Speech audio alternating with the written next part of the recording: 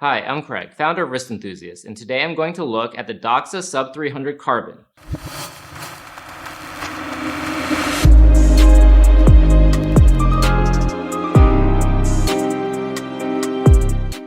Besides Rolex and Blancpain, DOXA is probably the watch brand with the most diving history. But before I get into this DOXA review, please make sure to like and subscribe to this channel so I can keep on producing content for you guys.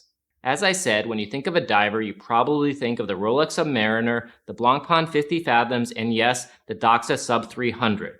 While the Blancpain 50 Fathoms was the first dive watch released in 1953, the DOXA Sub 300 was released in 1967. However, the brand really gained recognition in 1968 when diver Jacques-Yves Cousteau and the crew of the Calypso were seen wearing the orange dial variation on television in the documentary The Undersea World of Jacques Cousteau, watched by millions of viewers weekly.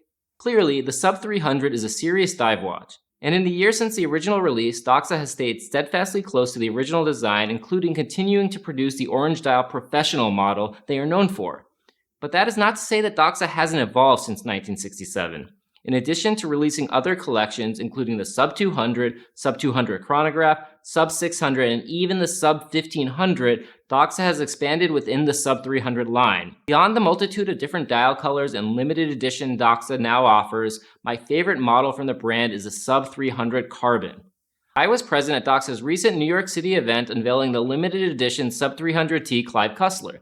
While I appreciated the limited edition piece for its style, history, and titanium case, what really drew me in were the few attendees wearing the Sub 300 Carbon. It was at this point that I decided I really wanted to get my hands on one of their Carbon watches to see if it was something I would purchase. The first thing you notice about the Sub 300 Carbon is that even with its light forged carbon case and bezel, the watch is strikingly similar to the current Sub 300 and even the first model released in 1967. While the case sits at a not-so-vintage feeling 42.5mm by 45mm lug-to-lug, it wears both larger and smaller at the same time. And yes, I know that's a bit of an oxymoron. It wears larger because the case is tonneau-shaped and therefore has more surface area on the wrist. However, DOXA's unique case construction with the dial and bezel being much smaller than the rest of the case makes it also seem much smaller and more wearable.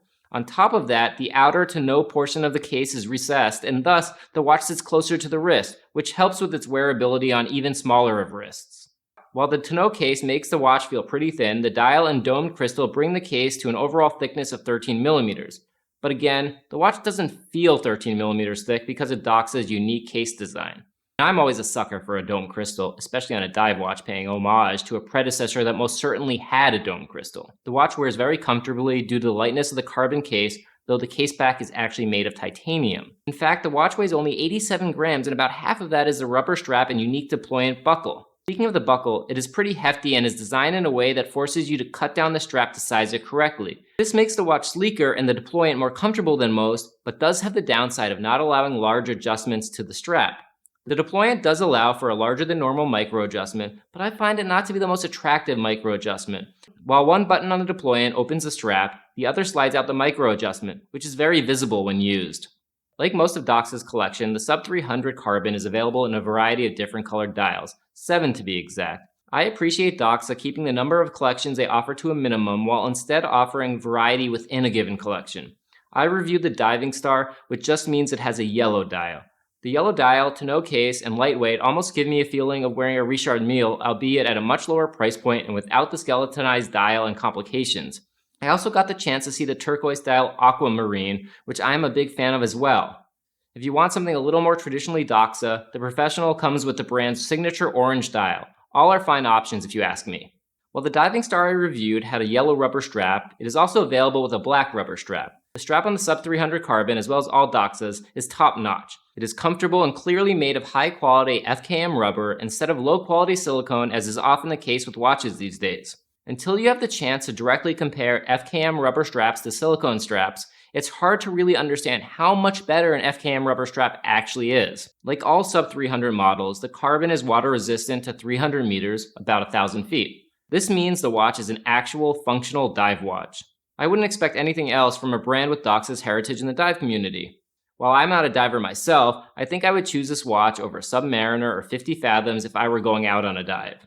Overall, I enjoyed my time with the Sub 300 Carbon. It is interesting to see the brand take its legendary watch in a modern, innovative direction. Dare I say that I prefer the sub 300 Carbon to the sub 300? It can be hard for brands that are so well known for a single watch to produce something new, but DOXA hit it out of the park. Price for the DOXA sub 300 Carbon is $3,890. So that's my review of the DOXA sub 300 Carbon. If you enjoyed the review, please like the video and don't forget to subscribe to our channel. Till next time, I'm Craig. Thanks for watching.